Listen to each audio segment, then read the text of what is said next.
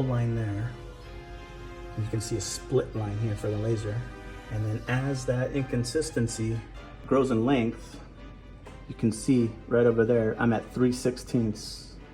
I don't like to pick apart other people's work, but I mean, the guy was fired from this job for a reason. A lot of sources for information out there. There's a lot of research to be done. There's also a lot of misinformation out there.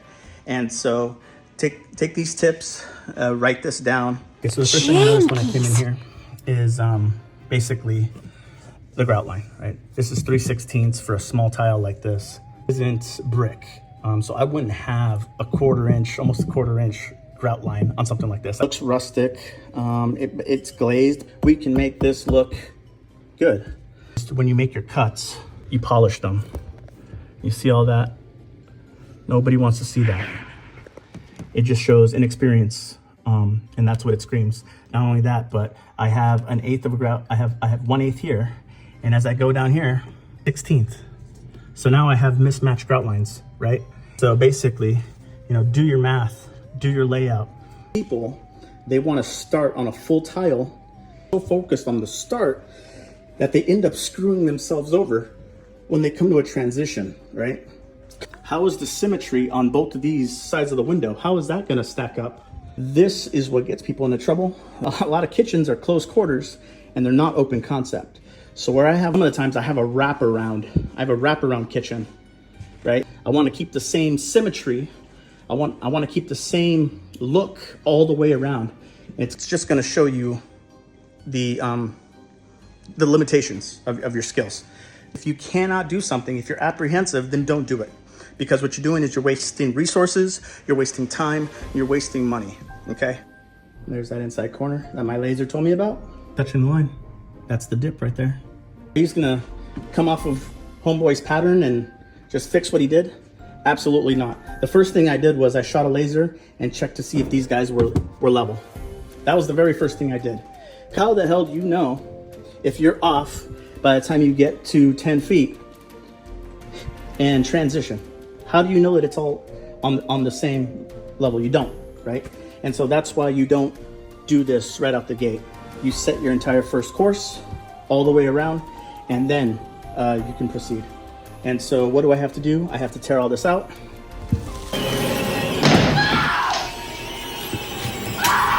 With all the mastic. Tile adhesive is good stuff, man.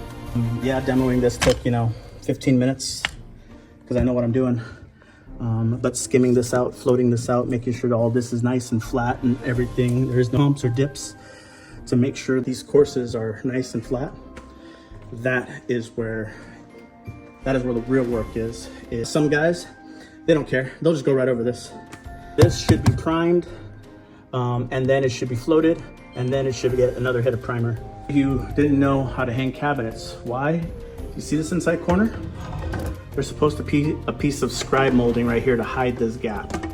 And so what does that tell me? Amateur hour. That's what that tells me. And I will prove it to you. Check this out. 15/16. Let's go up a little bit. We're at 6 7/8. We're at 6 3/4. Let's go up a little. So from here to here, we get almost a full 1/4 inch. Homeowner probably did this.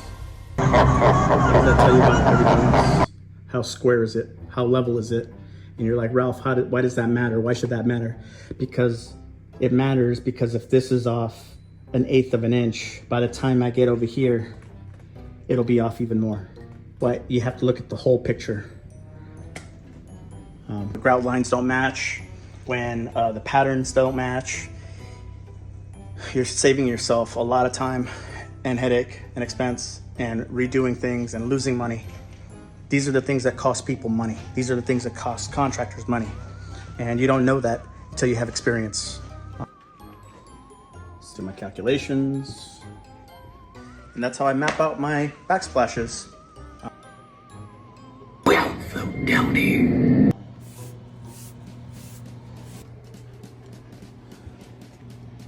Clean it all up. Oh, we'll prime, and then we'll start tying. So this is a wax that keeps them from bouncing around, breaking in the case. You always want to pull from different boxes. And I always lay things down on a nice flat surface to look for any inconsistencies. See inconsistencies here. So more red flags from this contractor. He bought enough mastic to do 400 square feet for 16 square feet of backsplash. He over purchased on tiles. He bought pre-mixed grout, 2 massive tubs. He was spreading mastic with a 1/4 inch by 1/4 inch notch trowel. And he also bought a brand new saw. If you don't own these tools already, you probably don't do this often enough. So I was able to get it nice, flat. We're all set to do tile. Edges out, my tees, I got everything mapped out. We are ready to go. It's showtime. I got my lasers on, but even with the laser, nothing beats an old-fashioned level. And the reason why is I'm going through and I'm putting in all my wedges to fine-tune everything. And even though things look good to the laser, like that, you still want to take a level so you can see deviations like that. And so that's where I have to be. Now that I got my entire first row, I got my individual cut pieces here, and I was back buttering the tiles.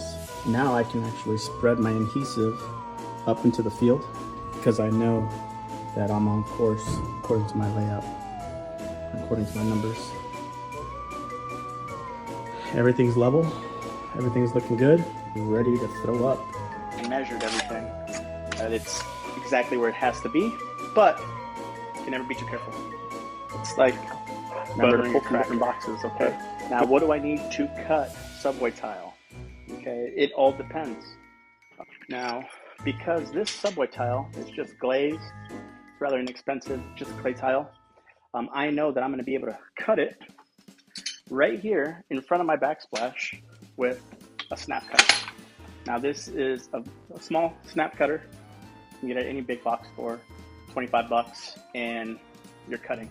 Now if this tile had any kind of surface indifference, like a chamfer or metal or glass, then you'd be doing more work. But as long as you have your polishing pads, those end cuts, those rips, they're gonna look nice if you spend a little bit of extra time to really drive it home. If this was a bigger tile, then I would only set the first course and then I'd wait 24 hours. These guys are small. Around the back side of this, I'm only going 3 courses high anyways. The most I'm gonna be laying out is this hood right here. And even then, like I said, small, light tile. This is I'm gonna bang this out in one day. It's that simple. You know, you're good at leveling and doing everything. Then you can go to your cabinet. Boom, 1 7/8. Boom, 1 7/8. Boom, 1 7/8, baby. Now this glaze is really delicate, and so I cannot hit it with an angle grinder. I have to polish it by hand. It's a nice polished tile. There you have it. My 1-day backsplash.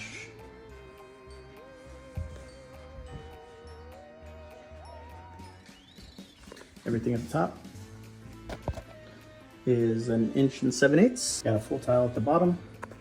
Knocking out a backsplash in a day is not out of reach when you have good planning, when you have good prep, when you know what you're doing.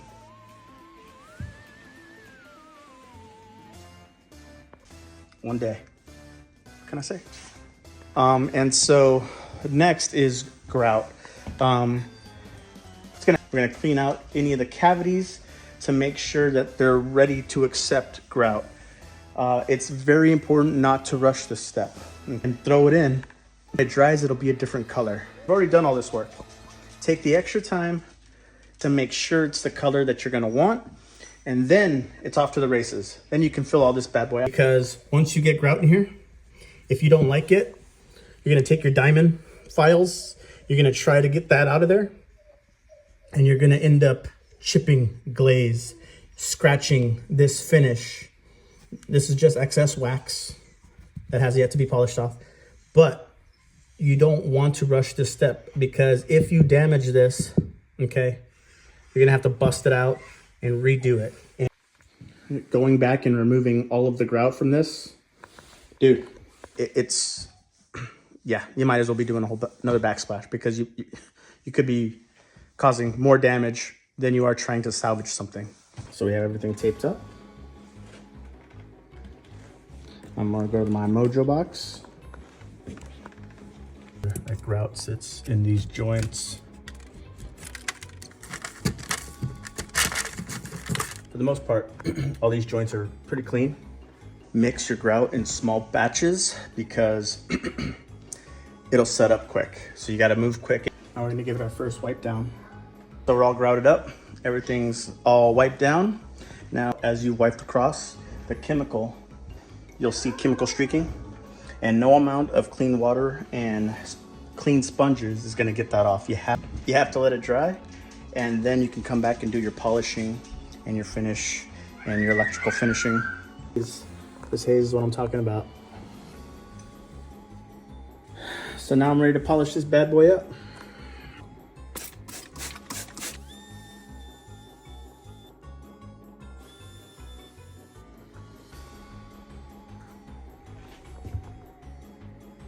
To go and try and, run your finger through this again. Do not do that. Wait till it dries to do your touch-ups. Otherwise, you're gonna smear it. And this top exposed edge, silicone, and you can see it turned out nice and gray. And that cabinet's gonna sit right on top of there, just like all these other ones. They asked for a thicker grout line, more of a quarter, and that'll be a more robust bottom line.